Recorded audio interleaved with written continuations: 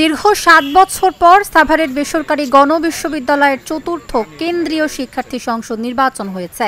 গকসুর VP পদে ইয়াসিন আল মৃদুল দেওয়ান ও GS পদে রায়হান খান নির্বাচিত হয়েছেন। এর আগে বৃহস্পতিবার সকাল ৯টা থেকে শুরু হয়ে বিকেল ৩টা পর্যন্ত ১৯টি ভোট কেন্দ্রে চলে ভোট গ্রহণ। তারপর শুরু হয় ভোট গণনা শেষে রাত 11:30টায় আনুষ্ঠানিকভাবে বিজয়ীদের নাম ঘোষণা করে গকসু নির্বাচন কমিশন।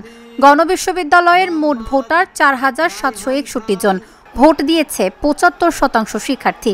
এবারের গকসু নির্বাচনে 11টি সম্পাদকীয় পদ সহ মোট 21টি পদে প্রতিদ্বন্দ্বিতা করছেন ৬৩ জন প্রার্থী। এদিকে নির্বাচন ঘিরে সার্বিক আইন শৃঙ্খলা পরিস্থিতি নিয়ন্ত্রণে বিশ্ববিদ্যালয় সহ আশেপাশের এলাকায় ৪ শতাধিক পুলিশ সদস্য মোতায়েন ছিল।